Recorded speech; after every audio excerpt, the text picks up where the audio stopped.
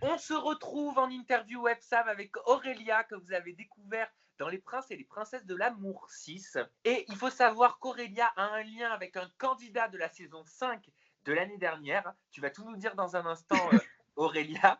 Ouais, non, mais je sais que ça te fait pas très plaisir d'en parler. Mais bon, c'est comme ça. On va tout dire à ma communauté. Comment tu vas déjà, Aurélia? Ben, je vais très bien, écoute. Je suis ravie de faire l'interview avec toi. Histoire de te présenter, Aurélia, tu es conseillère en beauté dermographe de formation, c'est ça? Exactement. Donc, je suis dans l'esthétique depuis plus de 10 ans. Je crois que tu as été en lien avec de nombreuses candidates de télé-réalité. Tu les connais un peu toutes, hein?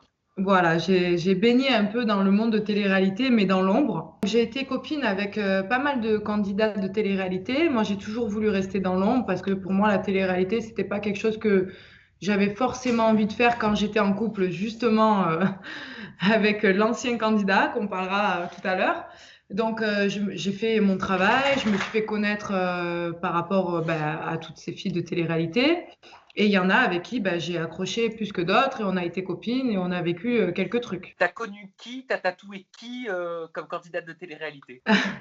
J'ai fait Amélie Netten, Elsa et Martika. Elsa Das? Oui, elle n'a pas voulu aller ailleurs, donc je lui ai refait spécialement pour elle parce que ben, moi, je ne pratique plus pour le moment. J'ai décidé d'arrêter parce que je peux pas tout faire, donc je me consacre à autre chose. Hein, donc voilà. Du coup, c'est vrai on s'est revus, on a bien rigolé, et puis du coup, je lui ai refait les sourcils. Et tu deviens amie quand c'est comme ça avec les candidates de télé-réalité que tu as côtoyées? T'es déjà devenue amie? Ben, après, je suis quelqu'un de très sociable, j'aime bien rigoler, j'aime bien faire la fête, et c'est vrai que même avec certaines clientes, ben, je me suis fait copine aussi. Donc, oui, la seule vraiment avec qui on s'était super bien entendu, c'était avec Martika. Bon, après, il s'est passé plein de choses, mais c'est vrai que on a eu un petit passé en commun, tout ça, quoi. Donc, Martika était à mon mariage avec Julien, et je pense on s'est éloigné juste après, en fait. Pourquoi? Qu'est-ce qui s'est passé entre vous? Ben, quand j'ai divorcé, je suis partie. Elle a été là pour moi. Je peux pas lui reprocher. Elle a été là pour moi, donc elle m'a dit de venir chez elle.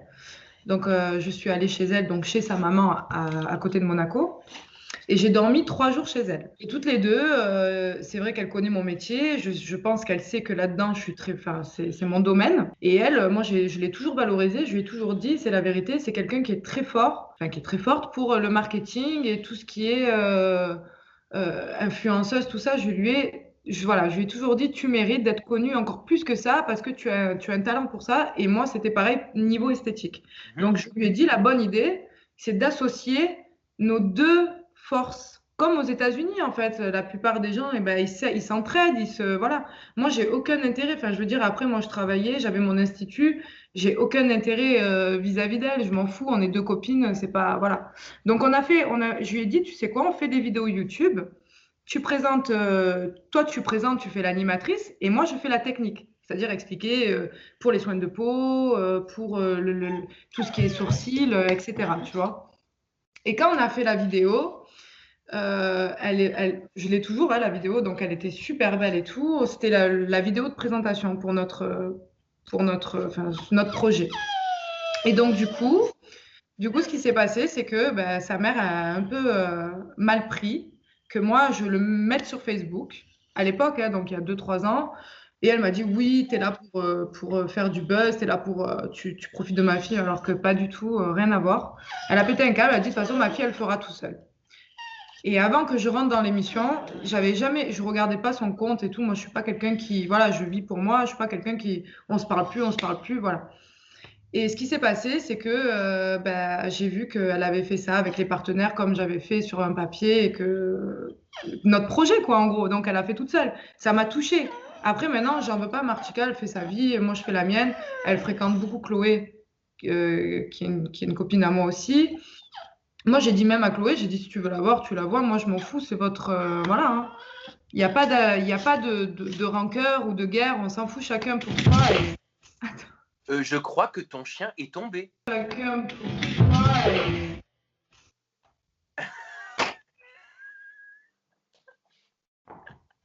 Non mais attends, mais il va bien? Tu sais, c'est... Allez, descends de là. Oh purée, oui, oui, elle est... tout va bien, on est d'accord. Tout va bien. Je l'ai senti tomber par terre. Mais moi, je l'ai vu. Tu vas le voir quand l'interview sortira. On l'a vu tomber. La pauvre. Non, ça va. Mais tu sais quoi, parce que ah là là, elle fait que pleurer depuis tout à l'heure pour sortir dehors, mais je peux pas la laisser. Donc c'est pour ça. Du coup, il est tombé en arrière. Bon, on continue, c'est bon, ça va? Ouais, tout va bien, ça va. Ok. Et est-ce que tu as pu parler avec Martika? Est-ce que tu as pu lui dire tout ça? Est-ce que tu as essayé d'avoir une discussion? Non. Non, mais ça m'a beaucoup fait de mal parce que quand même, c'était quelqu'un que j'appréciais énormément. Peu importe qu'elle ait fait de la télé ou pas, elle sait très bien. Franchement, j'ai pas besoin de ça. Donc, peu importe, tu vois. Mais c'est vrai qu'on n'a pas eu de discussion. La dernière, c'est juste Chloé qui m'a dit, oui, Martika, elle se rappelle même plus pourquoi vous êtes en embrouille. Voilà, quoi, y a rien. Donc oui, il y a rien. Hein. On va parler maintenant du sujet qui fâche ou pas.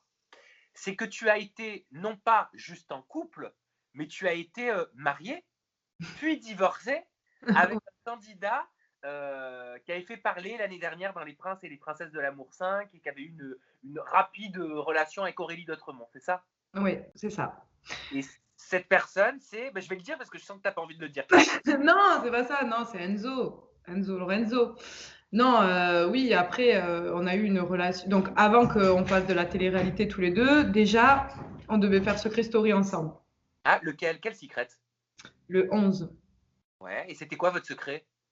Le divorce. Ils ont voulu trouver d'autres candidats qui avaient le même secret parce que c'était quelque chose d'incroyable. Hein. Personne n'aurait trouvé. Hein. On rentre dans la même maison, on est divorcé, personne ne le sait, quoi. Donc voilà. Moi, je lui en ai un peu voulu parce qu'on s'était remis ensemble à ce moment-là. Et ce qui m'avait énervé, c'est que du coup, c'est vrai que lui avait fait les princes. Et du coup, ça m'a gâché moi aussi Secret Story, quoi. Donc on n'a pas pu le faire. Ah, tu veux dire qu'en fait, On avait fait le casting juste après que lui est revenu des princes. On était pris, hein, on avait tout fait, hein, on avait pratiquement signé le contrat. Après, eux, c'est normal qu'ils se sont un peu. Ils ont dit voilà, on peut pas, il faut être vierge télé. Oui, bien sûr. Donc, du coup, ça s'est pas fait. Quand on s'est remis ensemble, je lui ai dit je peux pas supporter te voir faire une télé et que moi, du coup, on l'a pas fait ensemble et tout. C'était difficile de le voir draguer une autre fille. Donc, du coup, on s'est séparés. Mais alors attends, tu l'as rencontré quand, Enzo? Vous êtes restés mariés combien de temps? Vous avez divorcé quand? On est resté on est resté 1 an ensemble. On s'est mariés au bout de 6 mois. Ça a été très rapide. Et au bout d'1 mois, je sais pas si c'est le mariage, s'il y a eu beaucoup de pression, il y a eu beaucoup de choses. Au bout d'1 mois, je suis partie. Lui, il travaillait dans le monde de la nuit, ça me plaisait pas. Donc c'est pour ça que je suis partie. Je l'ai quitté. Je pense qu'on s'est pas rencontrés au bon moment. Enfin voilà, lui il a encore, il sort. Moi je sors plus en boîte. J'ai plus ce truc quoi. Et tu t'as encore quelque chose pour ton ex-mari ou alors tu es complètement passé à autre chose? Alors on s'est revus donc à la soirée d'Elsa. Il était là, j'étais là, il y avait beaucoup de monde, il y avait Jonathan, il y avait beaucoup de monde. On s'est revus et on s'est même pris dans les bras et tout, il n'y a rien. Maintenant chacun sa vie et voilà, on est complètement différents donc plus rien à voir. Mais ce qui est bien, c'est qu'on reste pas dans la rancœur, dans la haine. Voilà, on est divorcés, ça se passe très bien, chacun sa vie. Pourquoi t'as pas voulu dire ça dans ta saison des Princes? J'ai entendu dire justement que tu avais tout fait pour que ça ne sorte pas. Ouais, parce que j'avais peur que les gens me jugent ou que ça rentrait pas dans le contexte. Je vois pas pourquoi je devais dire, pourquoi je devais expliquer ma vie privée en fait. Après, oui, il a participé au Prince aussi et moi aussi, mais c'était pas pour autant que je devais le dire. Voilà, je voulais vivre mon histoire sans que lui soit parce que moi quand il a fait les princes et les princesses, il a aucunement parlé de moi. Donc pourquoi moi je parlerais de lui? C'était ça en fait.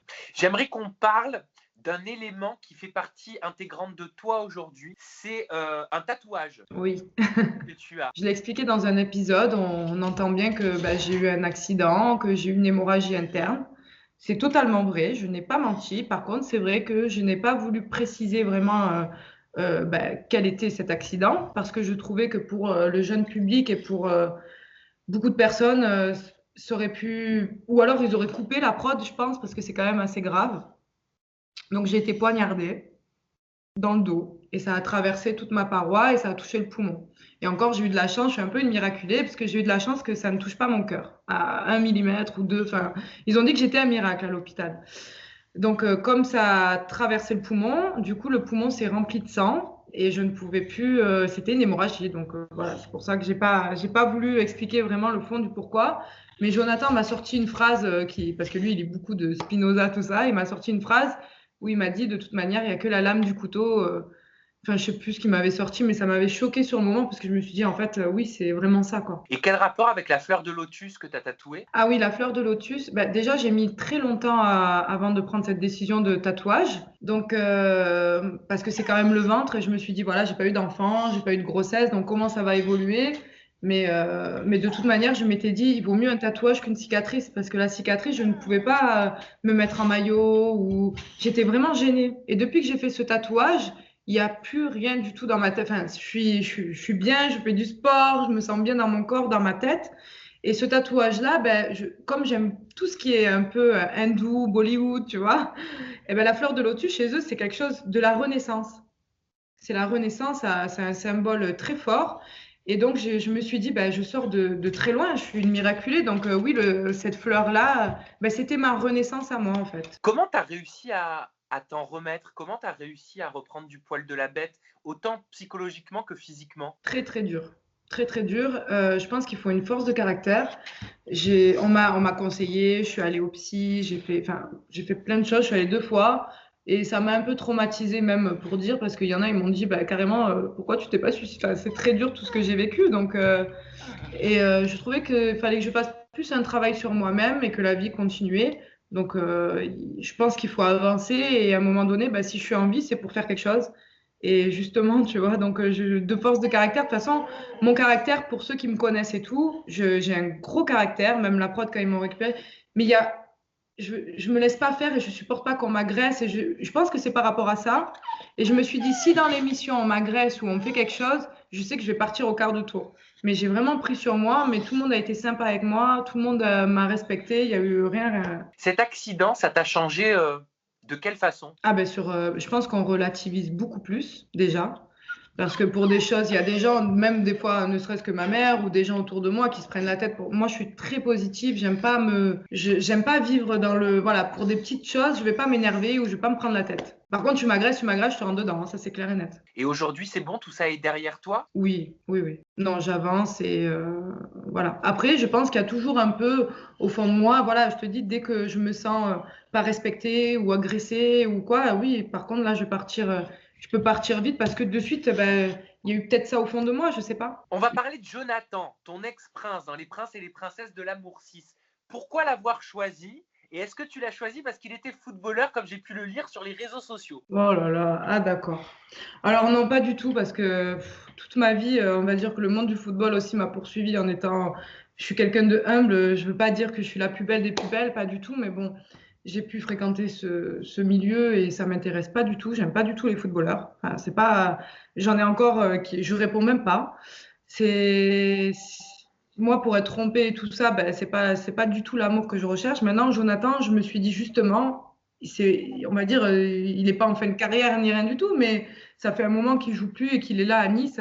Donc je me suis dit, ce qui est bien, c'est qu'il est à Nice. Donc même si on fait l'émission, on aurait pu vivre une histoire et tout. Et il avait 28 ans. Donc je me suis dit, ça se rapproche plus de mon âge. Tandis que les autres candidats, comme Anthony, comme pas, enfin voilà, c'est des beaux garçons, mais ils sont trop jeunes pour moi. C'était pas possible. Donc rien à voir avec le football, hein. Mais vraiment pas. Mais quel lien tu as avec le monde du football? Non, j'en ai pas, mais j'ai eu des garçons sur Instagram, des footballeurs qui me branchaient, mais j'ai jamais répondu et je suis jamais sortie avec un footballeur, ça m'intéresse pas. C'est pas du tout mon. Ça ne. Jonathan, c'était vraiment parce que physiquement parlant, comme on peut voir Enzo, c'était un brun ténébreux, typé, c'est exactement mon style. Mais après, le monde du football, si je peux l'éviter, je l'évite, hein. Mais quand tu dis j'ai reçu pas mal de messages de footballeurs, c'était avant Les Princes ou c'était pendant la nuit? Avant, ça m'a toujours poursuivi, mais c'est simplement parce que quand on est une belle fille, bah, je pense que ce monde-là, il cherche un peu toujours bah, des filles voilà, qui sont jolies, qui sont mignonnes. Après, on sait très bien qu'ils en ont pas mal. Après, c'est une étiquette, il faut pas mettre tout le monde dans le même panier, je pense. Il y a des footballeurs qui sont bien, certainement, mais moi, ça ne m'attire pas du tout. Tu l'as senti comment ton feeling les premiers jours avec Jonathan? Bon, il y a eu les petits bisous dans le cou, tout ça. Il y avait une alchimie? Je pense que physiquement, oui. Après, franchement, j'arrivais pas à le cerner, j'arrivais pas à le comprendre parce que justement, je me sentais pas du tout. J'ai l'impression que je lui plaisais pas en fait. C'est-à-dire physiquement, mentalement? Il n'était pas du tout. Après, c'est vrai que moi, dans ma vie de tous les jours, je suis une femme et j'ai toujours eu l'habitude que ce soit les hommes qui me courtisent. J'ai pas l'habitude d'aller vers un homme et je sais pas faire en fait. Je suis nulle à ça. Donc c'est vrai que cette émission, c'était pas. Voilà, j'ai fait de mon mieux. Franchement, j'ai essayé de faire de mon mieux pour lui donner, pour lui montrer qu'il m'intéressait sincèrement. Mais peut-être qu'il a douté de ma sincérité, peut-être que, je sais pas, a eu l'impression que je lui plaisais. Mais qu'est-ce qui te fait dire ça? Bah, parce qu'il n'était pas du tout tactile avec moi, il n'y avait rien, c'était toujours moi qui devais aller vers lui. Et je voyais le rapprochement avec Ami. À un moment donné, je suis venue en tant que prétendante. Moi, je suis pas une princesse. Si j'avais été une princesse, je sais pas pourquoi, mais peut-être qu'il se serait passé différemment et il n'y aurait pas eu ce truc. Parce que quand on est prétendante, j'ai l'impression que bah, ils se sentent forcés. Alors que l'amour, ça doit être naturel, ça doit venir simplement. Tandis que là, ils se disent, bah, alors elle est prétendante, je sais pas, mais Jonathan, au final, j'attends de voir les épisodes, mais je pense que voilà, il y avait un truc qui bloquait. Mais quoi, je sais pas. Tu lui as pas posé la question après le tournage? Ben si, parce que du coup, je lui ai demandé, on s'est parlé, on s'entend très bien, il n'y a aucun souci, hein, et c'est quelqu'un de respectueux et je le respecte aussi. Mais après, ben oui, je pense que c'est un peu dommage. Et en plus, je vois un peu les commentaires et tout le monde dit on aurait fait un beau couple et tout, mais après, il faut qu'on s'entende et qu'on s'attire. Mais moi, j'ai pas eu l'impression que je lui plaisais plus que ça. Ben moi, ce que j'ai relevé notamment comme commentaire sur les réseaux sociaux, c'est ça. Je suis choqué que Jonathan ait éliminé Aurélia. J'ai cru qu'il allait la garder, moi. Ou encore, il a déraillé complet Jonathan. Clairement, Aurélia, c'était la meilleure. Ou encore, c'est truqué LPDLA6. C'est pas possible que Jonathan élimine Aurélia. C'était la mieux. Et ils allaient trop bien ensemble. Et dernier commentaire, non, je suis pas d'accord que Aurélia parte. Hashtag LPDLA6. Franchement, pour si peu d'épisodes, je suis ravie parce que je pensais pas autant que ça allait réagir avec autant d'émotions. Après, moi, quand j'ai pleuré et que je suis partie, oui, ça m'a touchée. Je me suis dit, oh là là, j'étais vraiment là. Il me plaisait vraiment, quoi. Donc, après, je pense que peut-être que lui a douté de ma sincérité et qu'il a su que j'étais mariée. Donc, il a su que j'étais mariée et peut-être il s'est dit, ouais, elle m'a pas tout dit, mais moi, je pense que c'est ma vie privée et que ça regarde personne, quoi. Ah, tu penses que quelqu'un l'avait informé que tu étais mariée à Enzo de l'année dernière et que vous aviez divorcé et il t'aurait reproché donc de ne pas lui avoir dit, c'est ça? Je peux pas être dans sa tête, il faut lui poser la question à lui, je sais pas. Mais peut-être c'est ça, ou je sais pas. Et alors, c'est quoi la vraie histoire? C'est quoi la réalité? Pourquoi il t'a éliminé? Mais je sais pas. Je sais pas, moi je pense que je lui plaisais physiquement, mais peut-être qu'il avait envie de découvrir d'autres candidates, il n'était pas sûr de lui. Et il y avait déjà ce rapprochement entre lui et Camille. Il y avait déjà ça. Et moi je suis une jalouse possessive, quoi. Dès que je sens que qu'il y a une concurrente, bah, j'ai du mal, quoi. Je peux pas me rapprocher de toi, me battre si toi, t'as pas envie. S'il m'aurait montré un petit peu qu'il ait envie de me conquérir bah, j'aurais fait 10 fois plus l'effort, mais là, c'était pas le cas. Et en plus, moi aussi, honnêtement, j'ai été quand même assez sûre, même si je vivais mal cette situation entre Camille et lui, sincèrement, je pense qu'il a fait ça aussi dans mon intérêt à me dire, bon, ben, si on doit se voir, on se verra à l'extérieur. Et voilà, mais bon, c'était pas le but, quoi. C'était pas le but. Le but, c'est que même la prod, quand ils m'ont vu, quand ils ont vu qui j'étais, tout ça, ils ont vraiment eu envie ils étaient sûrs d'eux que moi et Jonathan, ça allait coller. Mais non, ça l'a pas fait. Mais qui garde Jodie, je t'assure que j'ai été complètement, j'ai pas compris, hein, parce qu'il y avait rien à voir entre moi et elle, hein. Il voulait une femme quand même assez douce, qui est une femme. Après, plein de fois, il a dit que j'étais trop grande, par contre. Tu vois, peut-être qu'il préfère les filles plus petites, je sais pas. Qu'est-ce que tu as pensé avec du recul des princes, de ton tournage, de ton expérience, de tes collègues de tournage? Est-ce que c'était ce à quoi tu t'attendais? Oui, je suis ravie. Bah, déjà, j'ai revu ma copine Chloé quand je suis arrivée. Donc voilà, bon après, en ce moment, on n'est plus trop en contact parce que bah, elle a sa vie, j'ai la mienne. Mais en tout cas, oui, je l'ai revue, ça m'a fait plaisir. Après, j'avais bien aimé. Il y avait Elsa, il y avait Soledad, j'ai adoré Soledad, Connor très gentil. Il y a eu plein de gens avec qui moi je me suis entendue avec tout le monde, hein, j'ai pas eu de problème, hein. Vraiment. Même avec Ami, on avait passé une soirée quand il y avait la soirée romaine, tout ça.